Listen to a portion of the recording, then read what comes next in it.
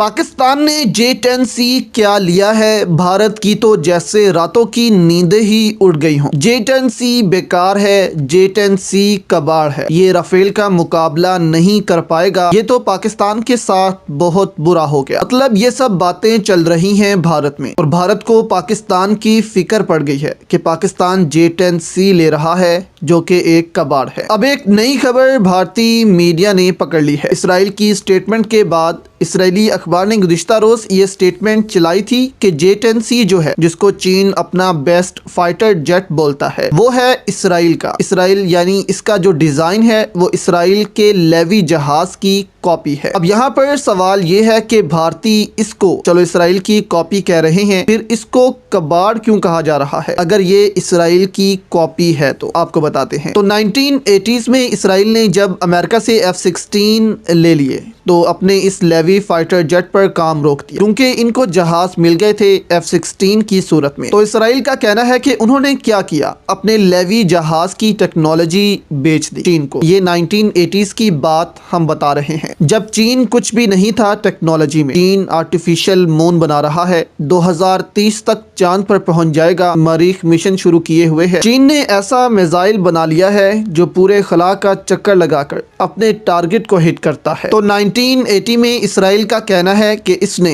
अपने levy fighter jet का design और टेक्नोलॉजी चीन को बेच दी। तो जो J-10C चीन ने बनाया है वो चीन का नहीं बल्कि इसराइल का बनाया हुआ लेवी फाइटर जेट है, यही कहना चाह रहा है इसराइल। तो 2003 में चीन ने J-10C को एयरफोर्स में इंडक्ट किया था। इसके बाद 2006-07 में पहली दफा इसराइल ने ये स्टेटमेंट जारी की थी कि जिसके जवाब में चीन ने कहा था कि ऐसा कुछ भी नहीं। J-10C J-9 का एडवांस वर्जन है। जैसे हम JF-17 ब्लॉक 1, फिर ब्लॉक 2 और अब JF-17 ब्लॉक 3 बना चुके हैं, इसी तरह चीन J सीरीज को लेकर चल रहा है। तो J-20 चीन बना चुका है। 1980 में अगर इसराइल ने बकौल उनके कि चीन को डिजाइन बेचा, जब आपने एक चीज सेल कर दी तो वो आपकी कैसे हुई? फॉर एग्जाम्पल अगर एक घर किसी को सेल कर दिया जाए, वो दोबारा इसी तरह का घर बनाकर आगे सेल करे, तो आप इसको क्या कहोगे कि उसने आपके घर की कॉपी की? नहीं, आप उस घर को सेल कर चुके हो, अब आपका उस घर पर कोई हक नहीं, वो चाहे उसकी 10 कॉपियां बनाकर आगे सेल करते। इसी तरह इसराइल ने अगर डिजाइन बेचा तो इसके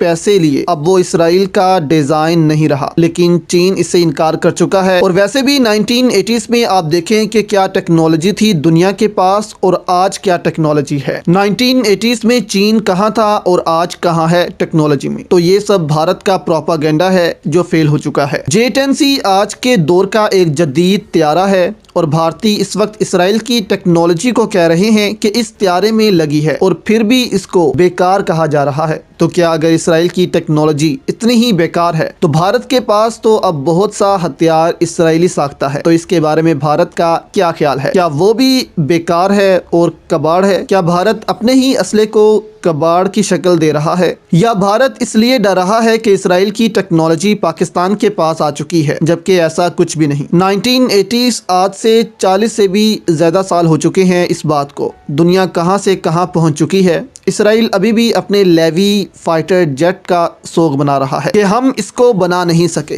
तो ये इसराइल की गलती है। और अगर ये J-10C का डिजाइन चले मान भी लें कि लेवी जेट का है, तो इससे फर्क क्या पड़ता है? दुनिया में ऐसे बहुत से हथियार होंगे जो बहुत हद तक एक दूसरे से मिलते हैं, तो इसमें कोई शोर मचाने वाली बात नजर नहीं आती। तो चलो भारत को इसी हवाले से खुश होने दिया जाए कि J-10C कबाड़ है। जब मुकाबला होगा वो भी देख लेंगे J-10C को और हम भी देख लेंगे राफेल को, जबकि JF-17 के बारे में भी भारतीय यही कहते थे। लेकिन 27 फरवरी को जब Su-30 और MiG-21 गिराया JF-17 ने, पूरी दुनिया JF-17 की ताकत को मान गई थी।